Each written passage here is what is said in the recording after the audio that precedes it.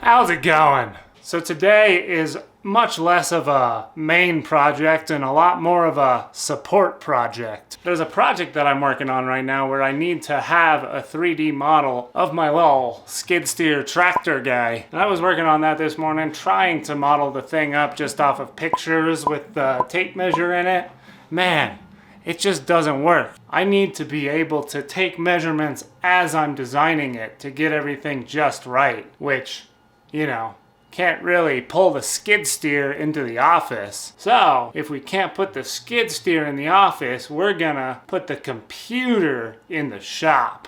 Make sense? So I'm thinking that I want the computer or monitor and keyboard to fold up to the ceiling and out of the way, and then easily be able to get stretched down to the workbench when I want to use it. So we need some kind of articulating arm.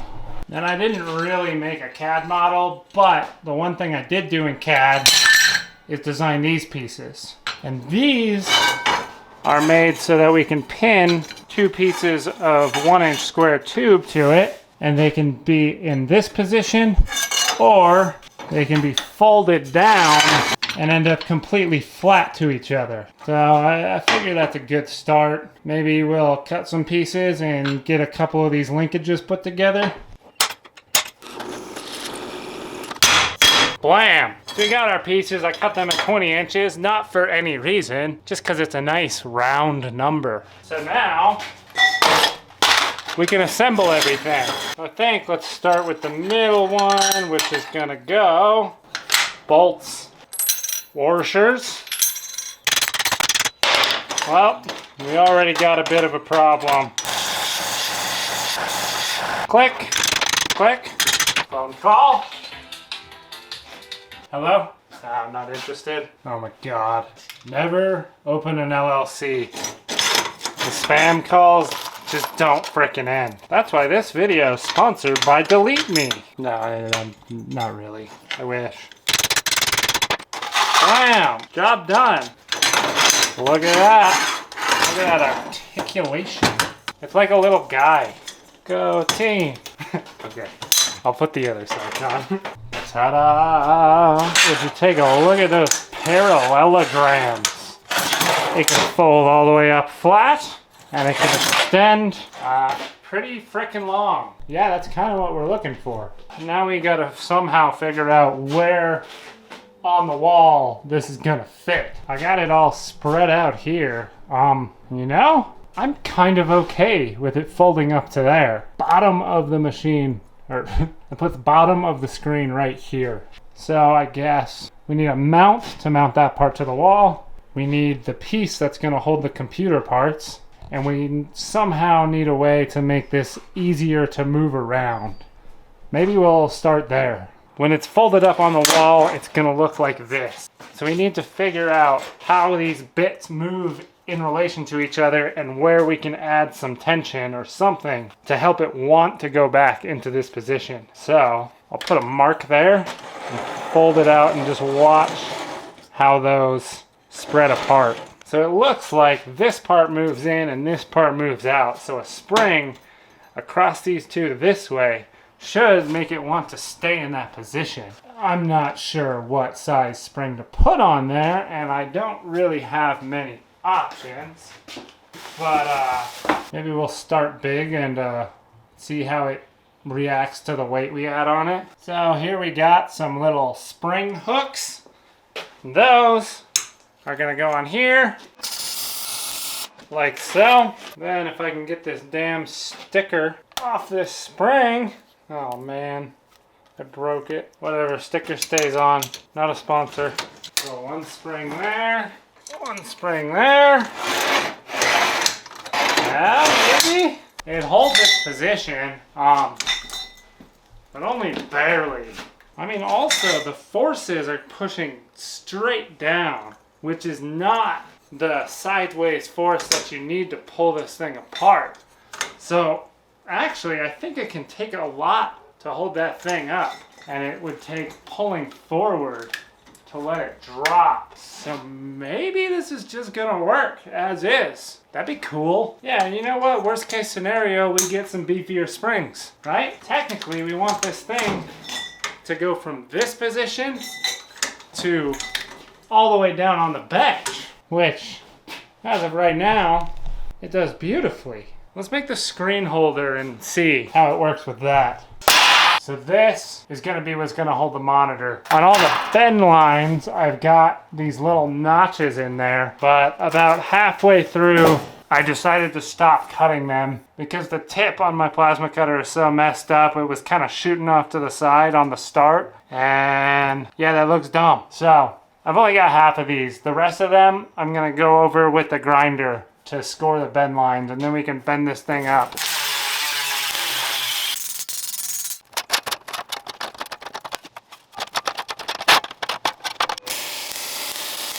Yeah, so these little spots where it overshot the cut kind of look like trash. So screw it, I guess I'm welding this whole edge.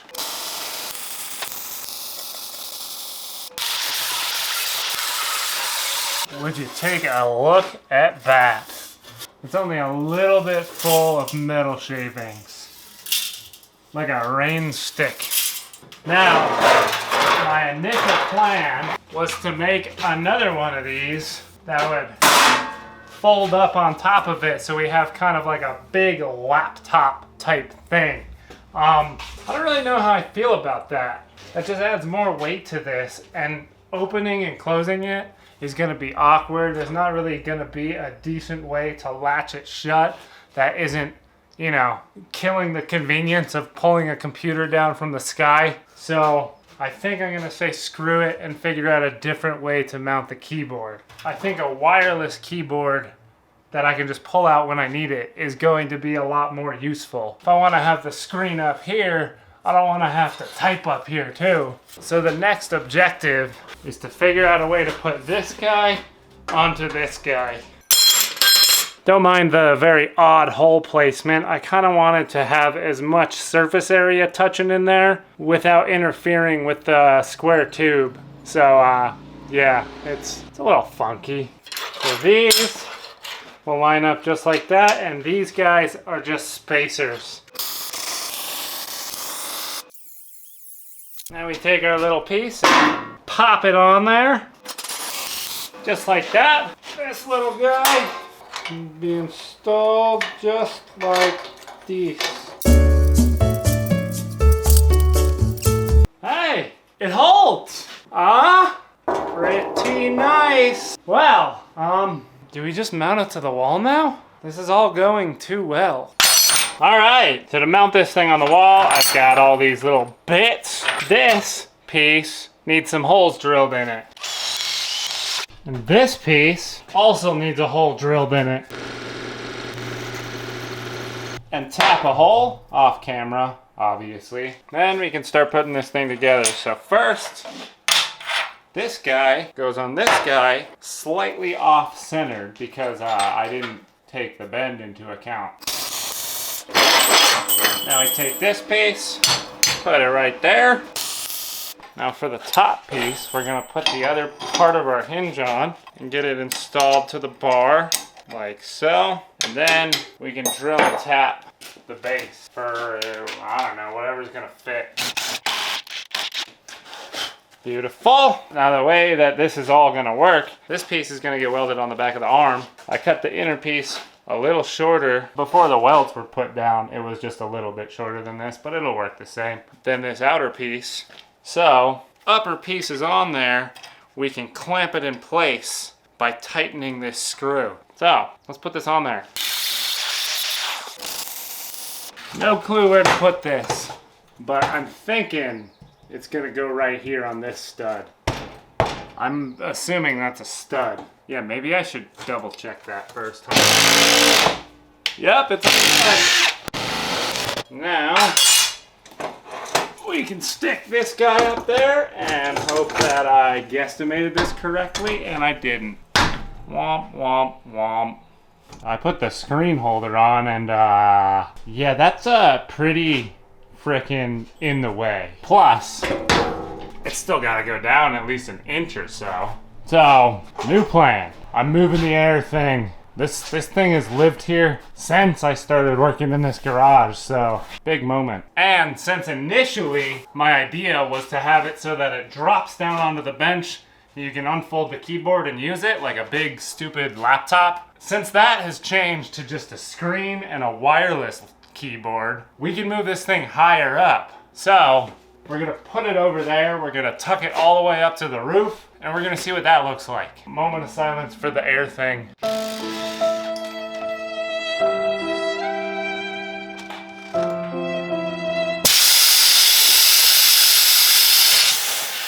There's a broken ass quick connect. There, problem solved. That can go. Let's move this thing over, man. Now here's the question. Is that conduit gonna be a damn problem? You know? I don't think it will. We can even stick it to the side a little bit. It'll be nice and hidden behind the monitor, so yeah, I think that's fine. Oh, job done. Now it looks like we're gonna have to move that light, which is not that big of a problem. Also, it looks like it cannot hold its own weight up. Its resting state on the bottom is down here, which I actually don't hate that. That's kind of nice. But maybe I want it all the way out here. So we need a system to clamp the joints when it's in the correct position. Which, yeah, we could just, you know, put a clamp here, tighten it by hand, call it good, but is that really that good to have to reach back here, holding this heavy old thing, and tighten a clamp? No! No! This is the 21st damn century! We're gonna do something a little bit more pimp. I don't know if you guys have ever seen Marius Hornberger's drill press build. If you haven't, go watch it. It's absolutely genius. But in it, he made a small air cylinder to clamp the table in place. And I think that we can do something similar. I am a bit limited by my material though. The only aluminum round stock I have is this, 1 3/4-ish. Obviously more surface area is better, but this is what I got. If I was smart, I'd do the math and figure out if it was gonna work, but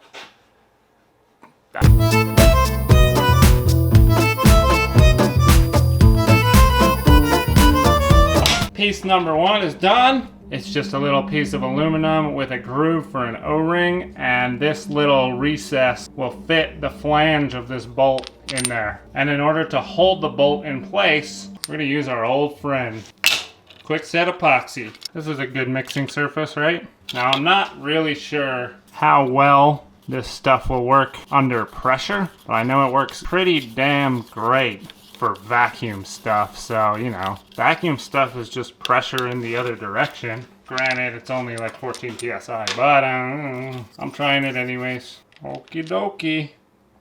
Bloop. And then for the last little bit, I'm gonna press it in a little bit. Ugh. There's a bit of a bevel at the base of the bolt head, so hopefully that'll add a little bit of a friction fit.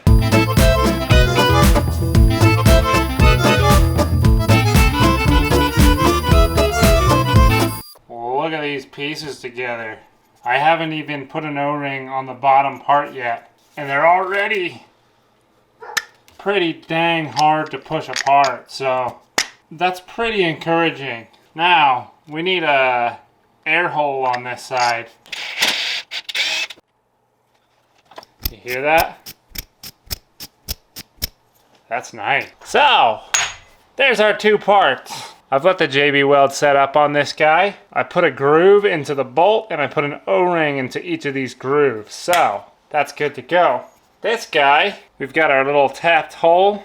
We just pop a fitting in there. So now we can insert this piece inside there. Make sure both of the O-rings seat.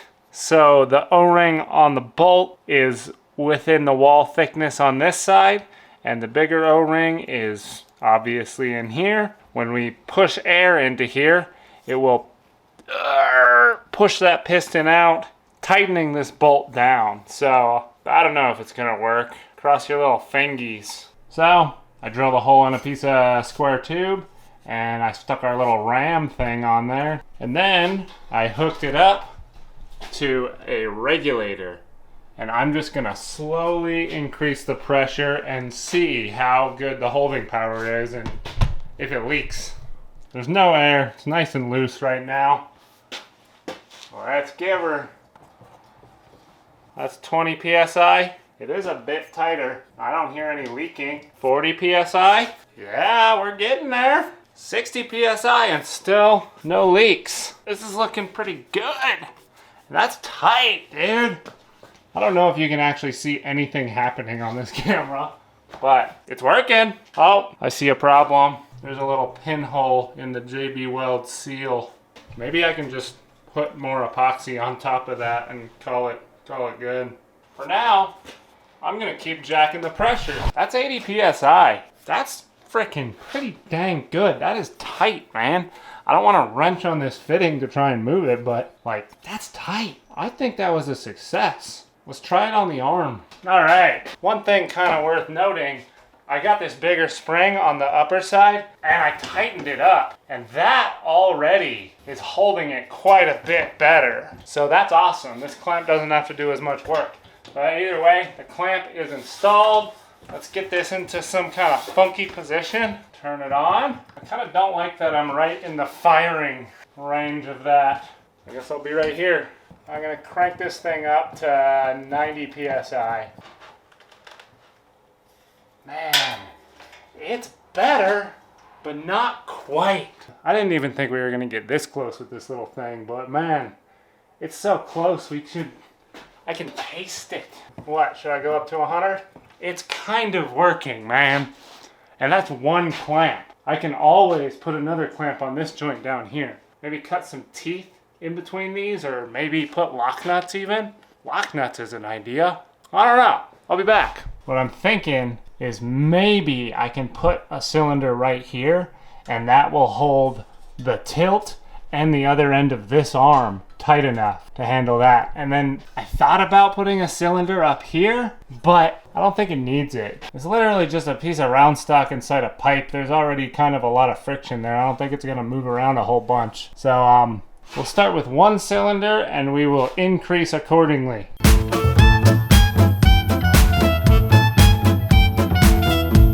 Ta-da! We got a second one. And when I installed it, I stuck these little lock nuts in between the tubing and the plates. And check it out. Put it out here. Okay, this one still moves because I didn't do the lock nuts, but look at this joint. It's rock solid. So I guess I have to take this joint apart and install those lock nuts. It's totally worth it. And then, well, can we paint it yet? Yeah, let's paint it. Ta-da! Got all the pieces painted, and I realize I may have jumped the gun a little bit. We still need a place for the mouse and keyboard and the KVM. And we need a way to control the solenoids. So, yeah, I got a bit excited there. Looks like we're welding through paint.